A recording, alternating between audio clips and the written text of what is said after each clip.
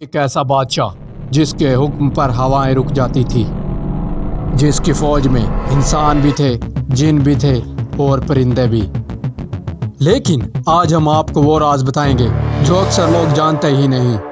وہ تخت جو ایک لمحے میں ہزاروں میل سفر طے کر لیتا تھا، وہ محل جس کی دیواریں جنوں نے بنائی تھی، اور وہ لمحہ جب دنیا کے سب سے طاقتور بادشاہ کا راز ایک چھوٹے سے کیڑے نے کھولا۔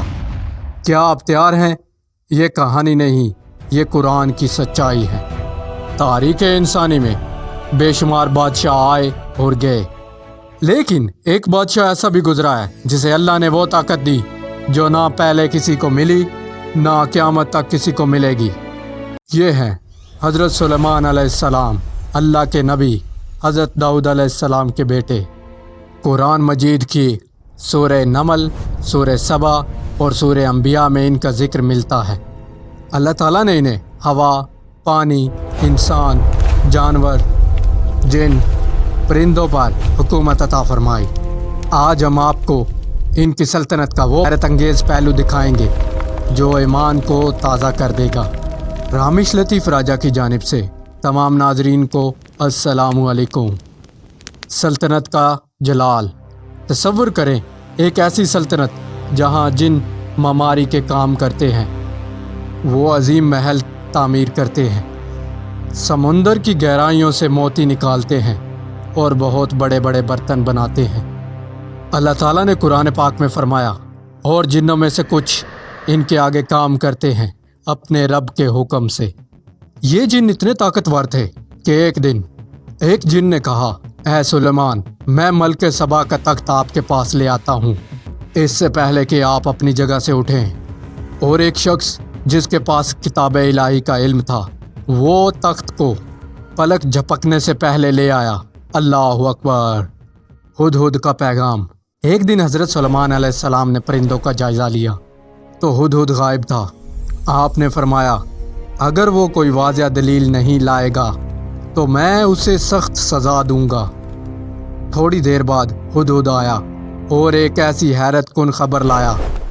اس نے کہا، میں ایک ایسی سلطنت سے ہو آیا ہوں جہاں ایک عورت حکمرانی کرتی ہے اور وہ سورج کو سجدہ کرتے ہیں۔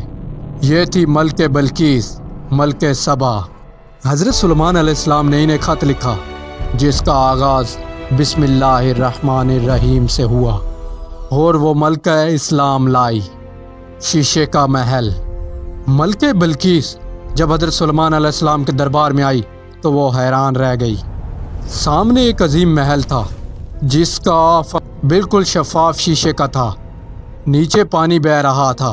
ملکہ بلقیس نے سمجھا کہ یہ پانی ہے اور اپنا دامن کھولا اور اٹھایا۔ حضرت سلیمان علیہ السلام نے فرمایا، یہ شیشے سے بنا صاف محل ہے۔ قرآن بتاتا ہے کہ اس لمحے ملکہ کا دل پگھل گیا اور اس نے کہا، اے میرے رب، میں نے اپنے آپ پر ظلم کیا اور میں نے سلیمان علیہ السلام کے ساتھ رب العالمین پر ایمان قبول کیا۔ ہوا کا اعجاز۔ اللہ تعالیٰ نے سلیمان علیہ السلام کو ہوا پر مکمل اختیار دیا۔ قرآن فرماتا ہے، نے سلیمان علیہ السلام کے لیے ہوا کو مسخر کر دیا جو صبح کا سفر 1 مہینے کا اور شام کا سفر 1 مہینے کا طے کر سکتی تھی۔ تصور کریں ایک ایسا تخت جو ہوا پر سوار تھا، جس پر فوج کے ساتھ ایک لمحے میں دور دراز کے مقامات پر پہنچ جاتے تھے۔ یہ کوئی افسانہ نہیں، یہ اللہ تعالیٰ کی قدرت کا مظاہرہ تھا جو ایک نبی کو دیا گیا تھا۔ وفات کا عظیم راز۔ اور پھر وہ لمحہ آیا جو دنیا کی سب سے بڑی سلطنت کے سب سے بڑا سبق بن گیا۔ حضرت سلیمان علیہ السلام اپنے آسا پر ٹیک لگائے کھڑے تھے اور ان کی وفات ہو گئی، لیکن جنوں کو معلوم نہ ہوا۔